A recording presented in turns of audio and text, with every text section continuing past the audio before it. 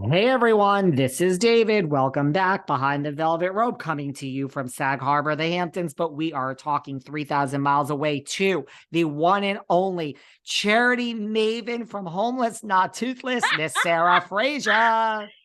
You know what we didn't get to, David, on the last episode? Last episode was all about the homeless, not toothless. What did we leave out? It went so fast.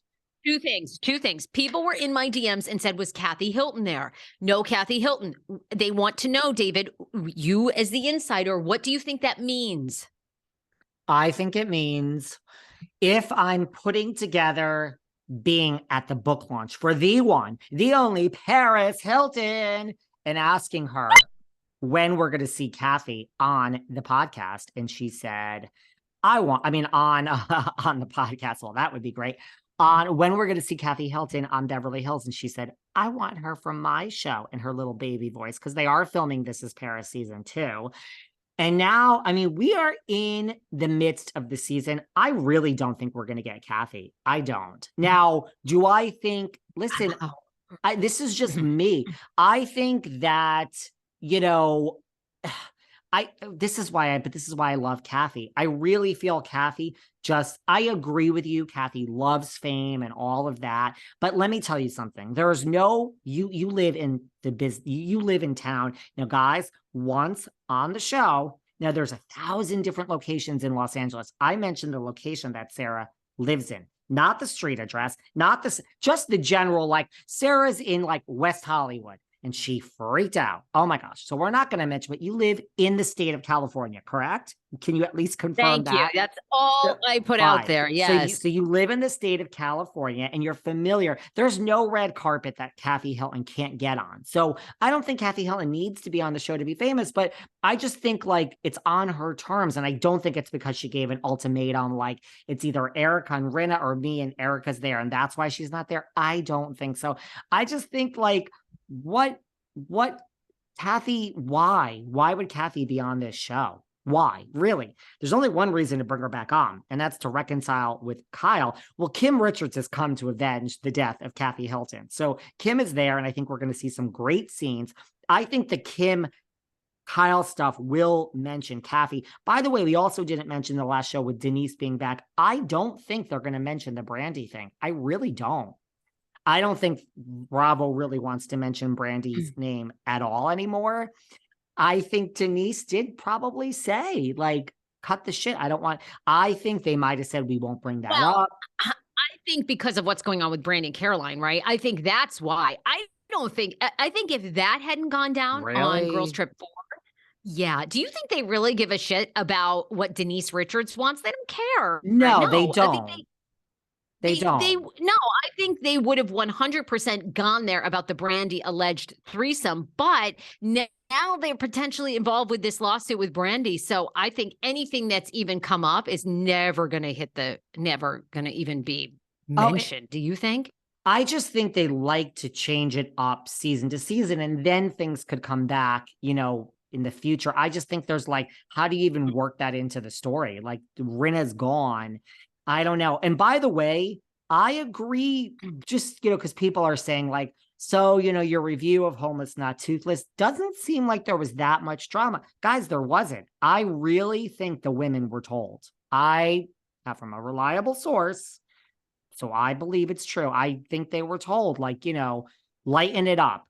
We have bots, Rinna. Listen, you have to wonder. Does Rinna's not being there have anything to do with the bots? I don't know. Oliver on our show seems to think it was Diana and Rinna, and could that be part of the reason why Rinna was fired? Block me again, Rinna. I don't care. I like you. I love Melrose Place. You're going to do a Rinna wine tour, bitch, and I'm going to be there, okay? So I have nothing against you. No, I don't give a shit, but you were fucking fired. Just own your shit. Own it. You were fired, bitch. Be honest. So could that have something to do with bots? Maybe. But the girls were told, lighten your shit up. So to your point last time, no, I don't think Anne-Marie's big drama. Yeah, it might be a little bit over this, the trans view that Marcellus has and that she apparently has too.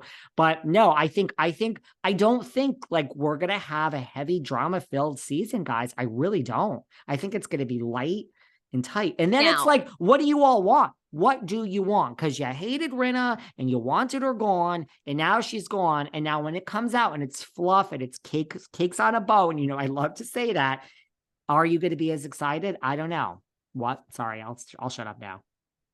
no, well, I think people want Kathy. I think that's going to be the uproar if we don't have Kathy, because Kathy, as you know, at BravoCon, I mean, huge fan favorite.